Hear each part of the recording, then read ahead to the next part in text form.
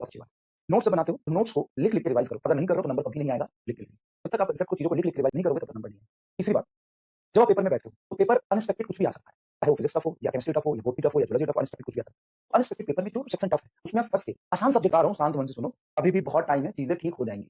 बहुत टाइम है, चीज़ें आराम से ठीक हो जाएँगी। 3-4 चीज़ों पे ध्यान दो। सबसे पहले फ़ोकस के साथ क्लास में पढ़ो। वो तुम कर रहे हो, बहुत अच्छी बात है। नोट्स जब बनाते हो, तो नोट्स को लिख-लिख के रिवाइज़ करो। अगर नहीं कर रहे हो तो नंबर कभी नहीं आएगा, लिख के लिखना। जब तक आप कांसेप्ट को, चीज़ों को लिख-लिख के रिवाइज़ नहीं करोगे, तब तक नंबर नहीं आएगा। तीसरी बात, जब आप पेपर में बैठते हो, तो पेपर अनएक्सपेक्टेड कुछ भी आ सकता है। चाहे वो फिज़िक्स टफ हो या केमिस्ट्री टफ हो या बॉटनी टफ हो या ज़ूलॉजी टफ हो, अनएक्सपेक्टेड कुछ भी आ सकता है। तो अनएक्सपेक्टेड पेपर में जो सेक्शन टफ है, उसमें आप फँस के आसान सब्जेक्ट को अगर खराब कर लोगे तो दिक्कत हो जाएगा। कई बार ज़ूलॉजी बहुत मुश्किल होगा, फिज़िक्स आसान होगा। केमिस्ट्री बहुत मुश्किल होगा, बॉटनी आसान होगा। फिज़िक्स बहुत मुश्किल होगा, बायो आसान होगा। और फिज़िक्स में फँस के आसान सेक्शन को छोड़ना नहीं है। आपको पूरे पेपर पे 1 5 मिनट या 10 मिनट में स्कैन करना है थोड़ा-सा। वो पैराग्राफ देख के पता चल जाता है किसमें क्वेश्चन आसान है, किसमें टफ है। नहीं पता चल रहा है तो क्वेश्चन प्रैक्टिस पढ़ाइए, ताकि आपको 5 से 10 मिनट में स्कैन करके पता चल जाए कि कौन-सा सेक्शन इस बार पेपर में टफ है, कौन-सा ईज़ी है। फिर क्वेश्चन जब करने जाओ, तो आप फिज़िक्स में जाओ या बायोलॉजी में जाओ या केमिस्ट्री में जाओ, जो टफ आपको पड़ रहा है, जो क्वेश्चन लेंथी है, लैंग्वेज वाइज़ लेंथी है, कुछ अजीब-सा है, उसको तुरंत से स्किप करने की कोशिश करो और आसान को पकड़ो।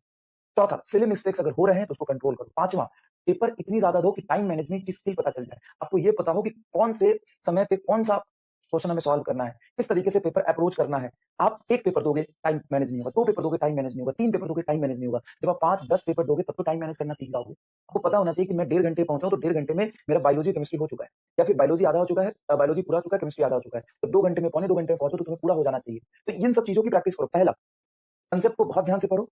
दूसरा, लिख-लिख के रिवाइज़ करो। तीसरा, जो संघर्ष असाइनमेंट वगैरह दे रहा हूँ, जेईई मेन के क्वेश्चन्स दे रहा हूँ, उसको सॉल्व करना शुरू करो, नहीं कर रहे हो तो। उससे ये नहीं मैं कह रहा हूँ कि उससे सवाल आएँगे, सवाल क्लास से आएँगे, लेकिन जब थोड़ा बहुत भी लैंग्वेज चेंज करेगा तो आप कर पाओगे, इसलिए प्रैक्टिस ज़रूरी है। चौथा, आपको ये पता होना चाहिए अनएक्सपेक्टेड पेपर में हमको बिहेव कैसे करना है, टफ सेक्शन को कैसे पकड़ना है। अगर आप ईज़ी सेक्शन में भी गए हो, लेकिन 2-3 क्वेश्चन लेंथी है तो उसको छोड़ना कैसे है, स्किप करना सीखो। कलेक्शन से क्वेश्चन करने से नहीं होता है, छोड़ने से होता है। सिली मिस्टेक्स हो रहे हैं तो सिली मिस्टेक्स को इंप्रूव करने के लिए आपकी किस तरह के सिली मिस्टेक्स है उसको आइडेंटिफाई करना पड़ेगा।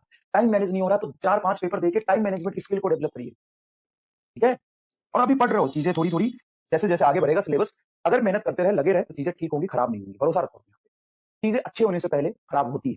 चीज़ें बहुत अच्छा हो जाए, आपके नंबर अचानक से मतलब बढ़ने लगे, उससे पहले नंबर पहले घटेंगे। क्यों घटेंगे? क्योंकि अभी 11 पूरा हो गया, 12 चल रहा है, सिलेबस ज़्यादा है, सब चीज़ों को मैनेज करना है। लेकिन एक बार जब करते चले जाओगे ना, पर्टिकुलर चैप्टर के जब 1-1 2-2 टेस्ट देते चले जाओगे ना, तो फिर नंबर बढ़ने शुरू